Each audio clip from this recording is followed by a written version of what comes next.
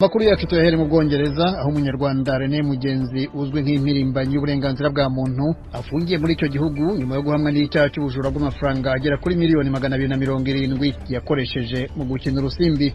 Mugenzi wacu Veniste Nshimiyimana uri aho nyine mu Bwongereza yaduteguriye iyi nkuru. Impirimbanyi y'uburenganzira bwa kiremwa muntu René Mugenzi ku wa gatanu yakatiwe n'urukiko rwa Doreuko Crown Court mu Bwongereza igifungo cy'imyaka 2 n'amezi 3 amaze guhamwa n'icyaha cyo kwiba amafaranga y'Ubwongereza 220 bingana na miliyoni 270 mu mafaranga y'u Rwanda. Umugenzacyaha Chris Ewell yavuze ko René Mugenzi Umunyarwanda ufite ubwenegihugu bw'Ubwongereza yavanye mu mafaranga mu bubiko bwo muri banki ya Katedrali ya Mutagatifu Batista yari yaramwizeye ikamugira umubitsi akayajyana mu rusimbi. René Mugenzi ufite imyaka 44 y'amavuko yatwaye ayo mafaranga y'amaturo yaragenewe abakene n'imirimo ya kiliziya kuva muri Werurwe 2016 kugeza muri Gicurasi 2018. Ubuyobozi bwa Katedrali bwamenye ko amafaranga yatwawe ari uko bunaniwe kwishyura ibikenerwa mu mirimo ya paruwasi ku buryo nubwo bwose bari barishinganye bahawe gusa ajya kungana na 1/4 cy'amafaranga yatwawe.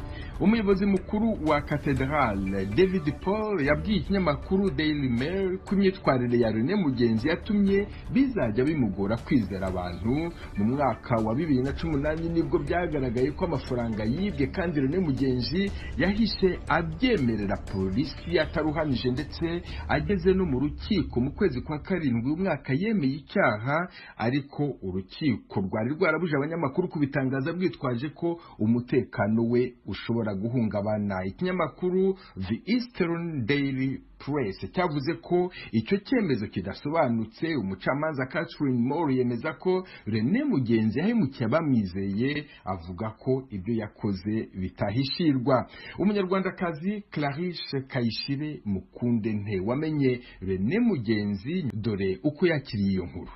Yakoze icyaha agomba kugihanirwa kugira ngo yumve ikosa yakoze, ariko kandi yakinaga urusimbi ni indwara mbi cyane, irwara abantu benshi barayifite ariko ntibamenya ko bayirwaye. Byaba byiza rero mu gihano baba bamuhaye ko yabona n'ubufasha kugira ngo abashe kwivuza, kuko natabikora agasohoka azongera bikore yongera agira abandi bantu bahemukira. Niyo mpamvu uretse kumwifuriza kumva akosa yakoze akabihanirwa, nanamwifuriza no kubona umuganga umuvura bikiri iyo ndwara. Umwunganira Andrew Oliver yavuze ko René Mugenzi yahoranaga ubwoba ko yagirirwa nabi na leta y'u Rwanda bikamubuza kugira akazi akora atekanye. Yasabye umucamanza kumuha insimbura gifungo ku buryo René Mugenzi atajya muri gereza. Umucamanza yamushubije ko uwo yunganira yatengushye abamwizeye ko igihano cyo gufungwa gikwiye. Veniste Nshimiyimana, Ijwi ry'Amerika, Londres. Akoze Veniste. Tuve mu Bwongereza tugaruke muri Tanzania hateganijwe amatora y'umukuru w'igihugu ku wa gatatu w'iki cyumweru. Umuryango wa Afrika w'Uburasirazuba uherutse kugena Sylvestre Ntibantunganya wahoze ari perezida w'u Burundi kuyobora itsinda ry'indorerezi zizoherezwa kuyakurikirana. Ntibantunganya yaganiriye na mugenzi wacu Frederic Nkundikije. Nazakiriye neza ngira ati niteka atari kuri jewe gusa, niteka mbere no mu gihugu cy'u Burundi canyibarutse, mugabo kandi niteka no mu karere kuko turi muri kano karere nyene cy'ibihugu bya Afrika y'ubuseruko. Hanyuma kandi bikaduha n'akaryo kugira ngo umuntu akoresheje ubushobozi, akoresheje ubumenyi, akoresheje ibintu kwita ivyo yagiye ariga anahirya, ashobore gufasha ibintu byo gucungera amatora nk'uko tubivuga. Bigafasha rero wewe, bikongera bigafasha n'ico gihugu cyane cyane mbere mu giye kuyacungeramo kugira ngo intwaro ya demokarasi kiye ku matora igende ishinga imitsi. Murashaka kutubwira igitiri cy'abantu bagize umurwi murongoye bangarije? Abantu bagize umugwi bava mu bihugu bigize irishira hamwe bya Afrika y'ubuseruko, kiretse gusa igihugu ca Tanzania kukumva urubanza nibo ruraba nukuvuga rero yuko ugiye kuraba hashobora kuba abantu bashobora kuba hagati ya 30 na 45 bazoza baserukira ibihugu byose nukuvuga igihugu c'u Burundi igihugu ca Kenya igihugu c'u Uganda igihugu c'u Rwanda n'igihugu ca Sudani hanyuma ico novuga nuko mu gihugu cose niburiburi uzosanga harimwo umuntu aza aserukira umugwi ujejwe amatora muri ico gihugu n'umuntu ari muri ya nama nshinga amateka y'ibihugu byo muri Afrika y'ubuseruko n'abandi rero kugira ngo dushikishe igitigiri c'abantu 30 gushaka 45 mu duce ku mayange amabanga muzaba mujejwe muri ico gikorwa cyo gucungera amatora nukuvuga ko muzoja mu ntara zitandukanye mugakurikirana ukuntu ico gikorwa siko kirakora.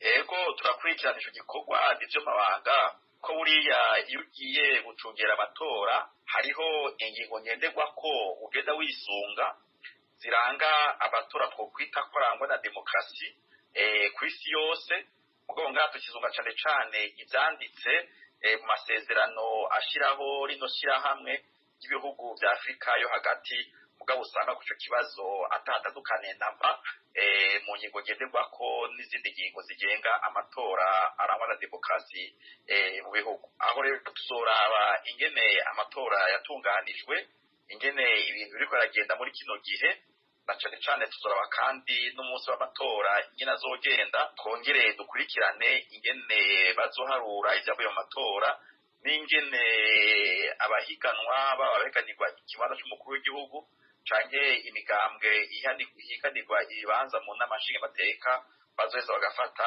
ivyavuye muri aya matora uko vyatunganijwe tuzoshobora kuja mu mihingo ishika nka 10-11 dushobora kuzogira abantu bazoba bahari kugira ngo bashobore kugira gukurikirana ivy'amatora urumva Tanzania n'igihugu atari gito gifise ibirometero kare vyegereje umuriyoni usanga rero bitoroshe kugira ngo ndashobora kuronka abantu bakwirege na hose twarafashe ibice no kwitofata nifatirwa ko bizodufasha kugira ico tubonye muri gategurwa n'ingene kandi amatora yatunganijwe n'ingene azoba ariko aragenda muri ico gikorwa nyene c'amatora muri ayo matora perezida wa Tanzania John Pombe Magufuli ariko ahiganwa n'abandi banyapolitike 14 muri amazi imisi itari mike muri iki gihe Dar es Salaam hari icuka kibicoba kirangwa muri ico gihugu imbere y'amatora aho turi naco turabwirwa naco turabona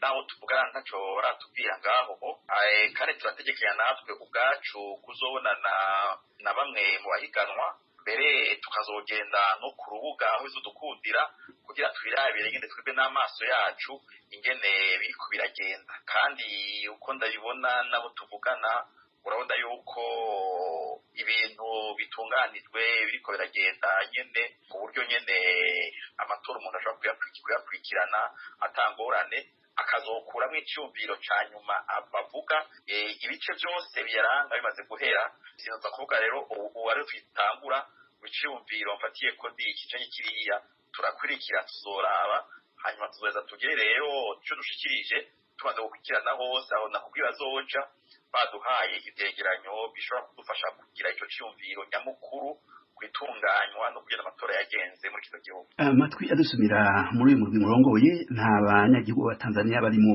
ivyo byoba vyavuye kuki niko bitunganijwe muri uyu muryango muri ishirahamwe ry'ibihugu vya Afrika yo mu buseruko iyo igihugu kirabwa n'amatora co nyene nta bantu bemererwa kuja muri uwo mugwi ugiye gucungera amatora ejo no kuvuga rero babigize nko mu kigo ikicanye kiriya naco nyene ndizoshaka kurigikuriye abo bantu ibiraba rero Tanzania gusa biraba igihugu cose bagiye gucungera amatora mugabo kikaba coco kidafite uburenganzira bwo gushiramwo abantu baza gucungera.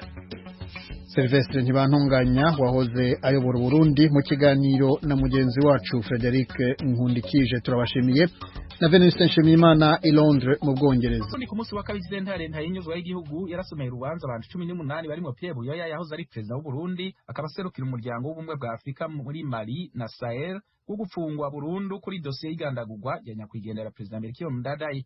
Bw'Ubwongereza avuga ko urwo rubanza ruteye kubiri n'amategeko. Yaganiye na mugenzi wacu Frederic Nkundikije. nyakubahwa perezida Pierre Buyoya mwahoze murongoye Uburundi murakoze cyane gose kuri aka kanya mutoye kugira ngo tuganire. Nashaka ubwa mbere na mbere mutubwire ukuntu mwakiriye urubanza mwaciriwe mutahari, urubanza mwaciriwe n'abandi bashika nka 18 rubasabira umunyororo guherayo eka hamwe n'ihadabu zikomeye. Mbega urwo rubanza mwabakiriye gute? bwa mbere ivyerekeye ikurikiranwa muri urwo rubanza ubwa mbere tugira icyo tubivuze ko ubu rero urwo rubanza rwaciwe ijambo ni rya rindi ni urubanza ku bwacu ruteye kubiri n'amategeko y'igihugu. ubwa mbere nk'uko twamye tubivuga urwo rubanza uravye igihe ibigwerekeye rumaze ni urubanza rwataye igihe ibyo bita mu gifaransa prescription kuko amategeko yariho mu Burundi mu itegeko rihana ibyaha byo 81 ryariho igihe perezida Ndadaye yaganagurwa ryavuga ko ibyaha mwene ibyo bidakurikiranwa imyaka 20 iheze. ubu rero tumaze imyaka 27. icya kabiri cyerekeye ko urwo rubanza riteye kubiri n'amategeko y'igihugu ni uko urubanza rwari rwaraciwe mu 1996 rwugururwa rero mu buryo buteye kubiri n'amategeko. Muriko muvuga ko sentare nkuru y'igihugu y'u Burundi itazi amategeko, muvuze ko urwo rubanza rwaciwe amategeko ahonywanzwe. navuze yuko sentare nayo itazi amategeko mugabo niyumvira ko sentare idahinyuzwa yaronse amategeko kandi n'inzego za politiki ihawe n'inzego za politiki yo guca urubanza mu nzira itajyanye n'amategeko. Aho no kuvuga ko sentare yoba itigenga. ikindi rero nareko ndavuga umbunge ngure mvuge igituma urwo rubanza ruteye kubiri n'amategeko. urwo rubanza ruteye kubiri n'uburenganzira bw'umunyagihugu wese kugira ngo yitware mu butungane biciye mu nzira nyayo utikuki. ubwa mbere abashingwamanza b'abanyamahanga twatoye ntibigeze bemererwa kwinjira mu Burundi kuronka visa. abashingwamanza b'abarundi twatoye ntibigeze baronka uburenganzira bwo kumenya ibiri muri dosiye yacu. ntibigeze baronka uburenganzira n'ukumviriza ibyo turiko turagirizwa. urumva rero ibintu biteye kubiri n'amategeko mu nzira nyinshi. ikindi nokongera ni uko igihe bavuga bati erekana ibyemeza yuko mwebwe abo baburana cyane cyane bajya bafunzwe bishe umukuru w'igihugu Ndadaye, nta kintu na kimwe kiboneka kigeze kerekanwa. mu ncamake rero nagomba kuvuga ko ikindi nari nibagiye ni uko urwo rubanza ruteye kubiri n'amasezerano y'i Arusha, kuko mu masezerano y'i Arusha twari twavuze neza ingene imanza mwene izo icibwa, ko izo dosiye mwene izo zica muri ya komisiyo verite reconciliation yari kuja mu butungane. nagomba rero mu kurangiza mvuge ko ku bwacu ari urubanza rufise imvo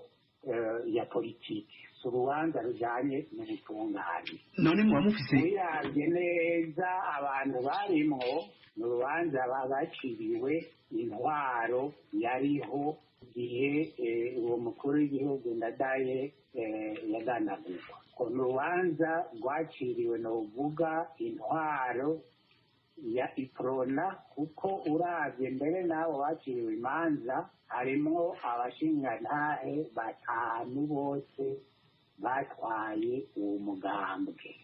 ino rero twebwe tuvuga tuti ni urubanza rwa politiki ibirimo rero twebwe turavyiyamirije. Muri iki gihe umugambi wanyu n'uyuhe? Murafite umugambi wo kunguruza? Tuzokunguruza nk'uko twabivuze mu rwandiko twasohoye mu masentare y'Uburundi no mu masentare y'amakungu, ko turazi neza, jewe ndazi neza ko ata sentare n'imwe ikora mu mategeko izoshobora kwerekana ko jewe nishe ndadaye, ngo ironke ibyemezo ko jewe nishe ndadaye.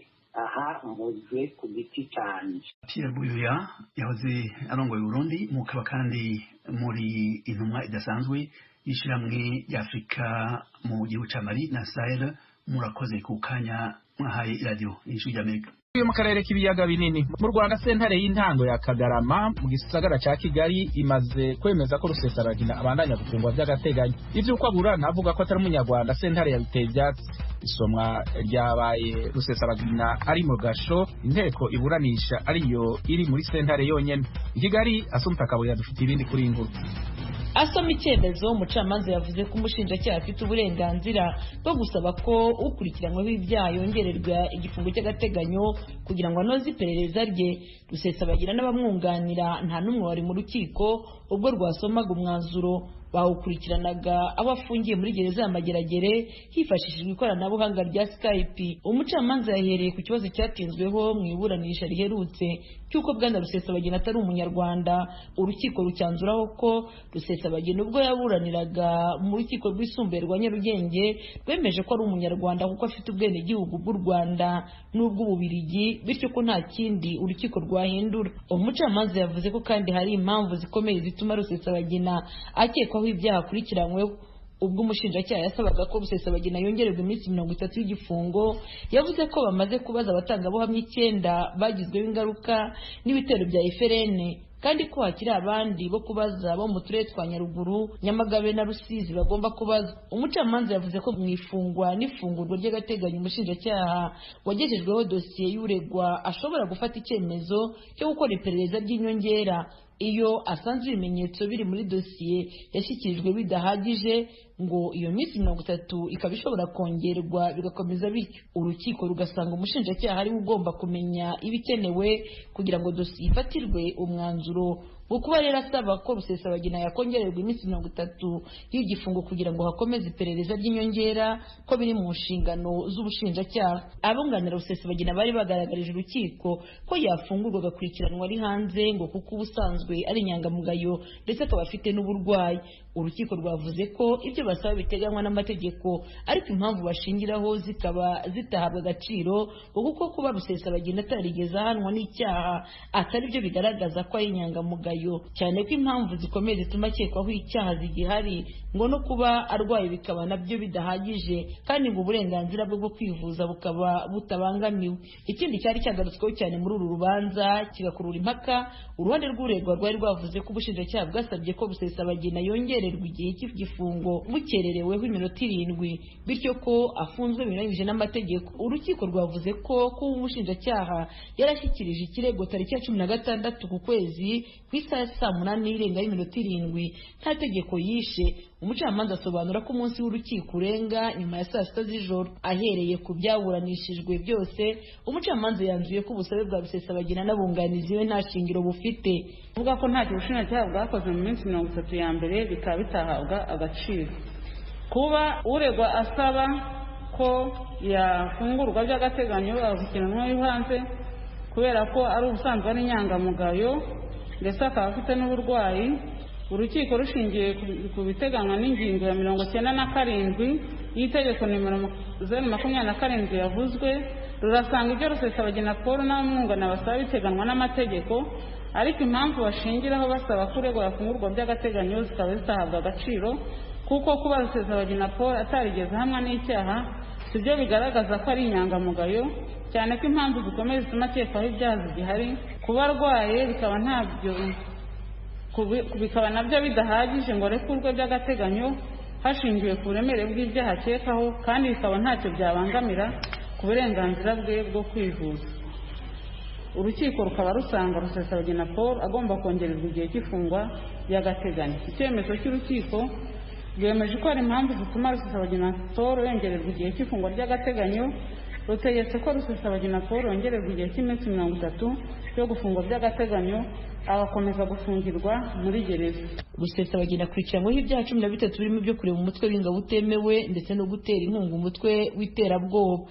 Assumpta Kaboyi, Ijwi ry'Amerika, i Kigali. Komisiyo y'amatora y'igihugu ya Guinea imaze gutangaza ibyavuye mu matora yo mu ntara 37 kuri 38 zigize igihugu. President ucyuye igihe Alpha Condé w'imyaka 42 y'amavuko araza imbere cyane kure mu majwi y'agateganyo ku buryo yizeye manda ya gatatu. Umugwa mu ntege Selou Diallo w'imyaka 68 y'amavuko banahanganye no mu 2010 no mu 2015 avuga ko amatora yabayemo ubujura bukabije, aremeza ko ari we yatsinze n'amajwi 53%. Abayoboke ba Diallo basubiye mu myivumbagatanya. Ibitangazamakuru bitandukanye bivuga ko bamenaguye n'amabuye banatwika amazu n'amaduka mu duce dutandukanye tw'umurwa mukuru Conakry. Bahanganye n'abashinzwe umutekano ku buryo hari quartier zimwe na zimwe cyane cyane iyitwa Symphonia yiganjemo abayoboke ba Diallo amasasu yumvikanyemo. Nta makuru aramenyekana niba harabo yahitanye cyangwa yakomerekeje. Kugeza ejo kuwa kane hashize abantu 5 byibura nibo bari bamaze kumenyekana ko bari bamaze kwicwa muri iyi midugararo yo muri Guinea. Guverinoma yategetse ingabo z'igihugu gufasha polisi kugarura no kubungabunga umutekano mu gihugu hose. Hagati aho abakomiseri 2 ba komisiyo y'igihugu y'amatora ya Guinea beguye uyu munsi bavuga ko ibarura ry'amajwi ririmo amariganya menshi. Urakoze Thomas. Abagwana muri Libya bashize umukono ku masezerano yo guhagarika ingwano. Ibirori byabereye i Geneve mu Busuwisi babifashijwemo n'ishyirahamwe mpuzamakungu ONU. Ibindi twumviriza Thomas Kamirindi. Abasinye ku ruhande rumwe n'abahagarariye guverinoma y'ubumwe bw'igihugu yemewe n'amahanga GEN mu magambo ahinnye y'Igifaransa ifite icyicaro i Tripoli, umurwa mukuru wa Libya. Ku rundi ruhande n'abahagarariye umutwe w'inyeshyamba wiyita ingabo z'igihugu cya Libya ANL mu magambo magufi wa Marshal Khalifa Haftar ukambitse mu mujyi wa Benghazi mu burasirazuba bw'igihugu.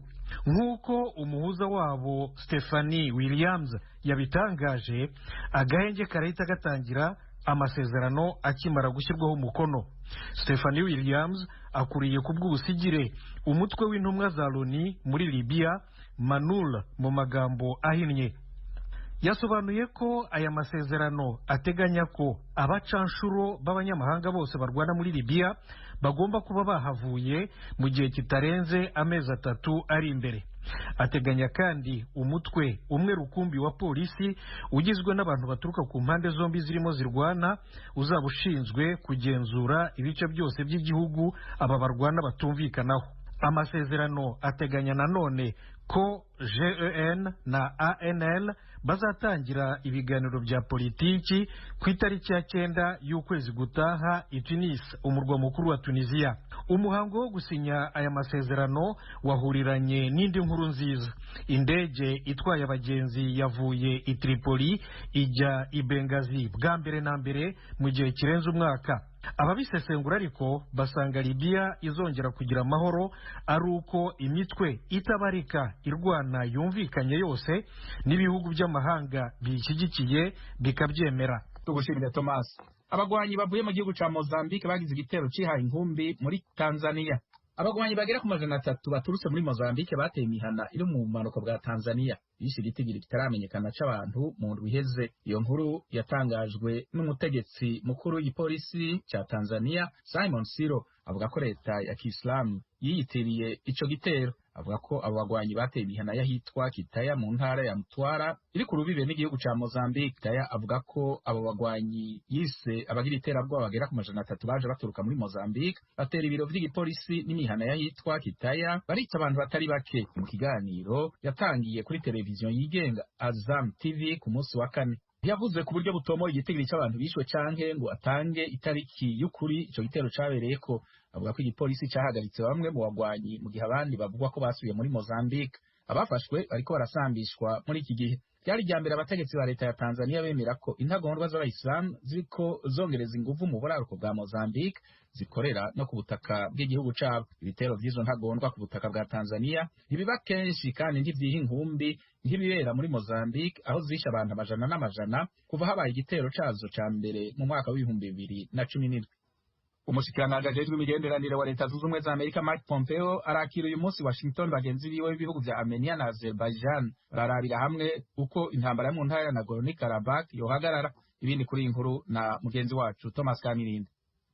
Uyu munsi imirwanire iracyakomeza muri Nagorno-Karabakh. Perezida w'Uburusiya Vladimir Putin avuga ko ishobora kuba imaze guhitana abantu bagera ku 5,000 mu gihe cy'ukwezi imaze. Yatangaje ko avugana na bagenzi be b'ibihugu bya Armenia na Azerbaijan kuri telefoni kenshi buri munsi.